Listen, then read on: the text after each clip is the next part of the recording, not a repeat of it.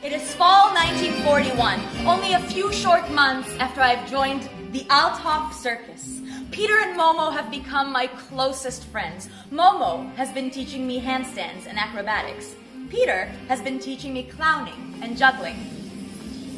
Each night, as the audience enters the tent, the performers welcome them, not with a full act, just by doing some tricks in the background as they settle into their seats. Tonight, Adolf asked me to juggle. Then, as the audience enters, I notice him. Double-breasted black uniform, crisp and sharp, the silver eagle shining on his chest and a swastika screaming red on his right arm. I'm so terrified I almost drop my balls, but I keep on juggling as if my life depends on it. Throw, catch, over and over. Such skill. How long did it take you to learn this? I practiced every month till I got the basic pattern. Hard work always pays off. It's the value on which our life was built. Yes, sir. Are you only a juggler, or do you have other skills? I'm also an acrobat on the trapeze, but not tonight. Not tonight. What a shame. I bet you are very flexible. I'll be on the lookout for you. Enjoy the show. Mr. Althoff, sir, look! In the first row! A damn Nazi! I hate it when they do surprise inspections. Don't worry, I'll distract him. But how? I'm a circus ringmaster. I'll improvise. Yeah, I hope I don't... I wanted to thank both of you, but I wanted to ask you a question, because you read from this letter, and in the letter is mentioned a person called Momo, and as far as I know, this is a Moroccan artist, which I find so interesting because I dealt with this artist a little bit in my thesis, because I wrote about people of color in German entertainment business, and there were different racisms, or forms of racism against black people, but also against people who were supposed to be Arabic or Muslim. And in this particular story, I find it so interesting that there is this friendship between the Jewish family that is hidden by the Althoff Circus and these two, an older and a younger Moroccan artist, and especially the kind of racism directed against, which was a benevolent racism, if you like, directed against Moroccans, helped even to hide the family, because there were some scenes, I don't know if you know the book by Ingeborg Prior, in which the Nazis come to control the circus and the family has to be hidden and they don't have much time.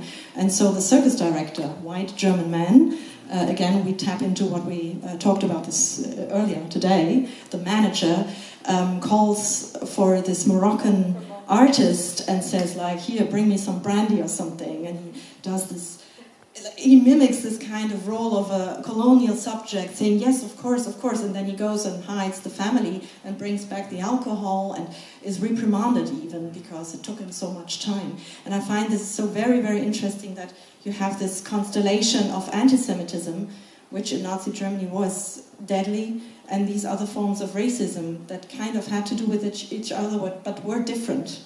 Do you deal a little bit with that in your work as well? So my research in terms of, I guess, the historical or academic interest is in Jews, but the show is obviously about this one specific branch of the family and the people who surrounded them, and Momo is one of them. So I didn't mention Momo in my research because it's about Jews, but you heard his name in the little segment. Momo is an acrobat from Morocco, a Muslim acrobat from Morocco. He is still alive. He is the only one in that story who I could actually interview in person. I went to Morocco, to Tangier, and sat down with a 94-year-old Moroccan acrobat to ask him about how he hid Jews in the Holocaust. I nerded out like crazy. And asking him about his experience in the war and how the Nazi regime affected him and what sort of moments that became visible. So like you mentioned, the Althoff Circus built a little compartment for the Lorches to hide in one of their wagons. And of course, when the Nazis came for inspection, they couldn't just go and push them there. So they had Momo play the traditional role of servant. He would come in, Althoff would say, bring me the liquor, and that would be his code to go and hide the Jews. Thus both helping them and also helping to cement in the eyes of the Nazi they're watching that, Althoff is collaborating with the National Socialist ideas of racial superiority. And Momo was helping that. I also had one other story that is in the book, I think so as well. They went drinking, all three of them. So Momo and Peter, who was Irene's Gentile clown husband/love, and Adolf Althoff were closest of friends. They were nicknamed the Three Musketeers. They hung out together all the time. This white Jew, this clown, and the Moroccan black acrobat. And they went to a bar in one of the cities they were traveling to, and somebody, a drunk German, started verbally abusing Muhammad, and Althoff, in an act of, sheer bravery combined with absolute dumbness, punched him in the face and defended him, which is a beautiful thing to think of now, this white German man standing up for the Moroccan acrobat, though might have been a very foolish thing and dangerous thing to do if that man had decided to call the authorities. That could have been the end of every single Jew they were hiding. But they stood up for Momo and did the right thing and got lucky with it. We have time for one more question. Somebody who is curious, quick question. is to ask. About the Jews in the circus. After the war and outside of Germany, have Jews been that involved with ownership? The reason I ask, Ringner Brothers Barnabas Circus United States were bought in 1967 by a Jewish family. And I wasn't there then, but I think there was no overt anti-Semitism, but I got a feeling talking to them and knowing them that there was kind of the idea that, first of all, they weren't a circus family. They were from rock and roll, and they don't know anything about circus. And number two, they were Jews, and Jews don't own circuses. And I just wondered, past the war, what involvement have Jews have in ownership or running circuses, basically Western Europe, United States?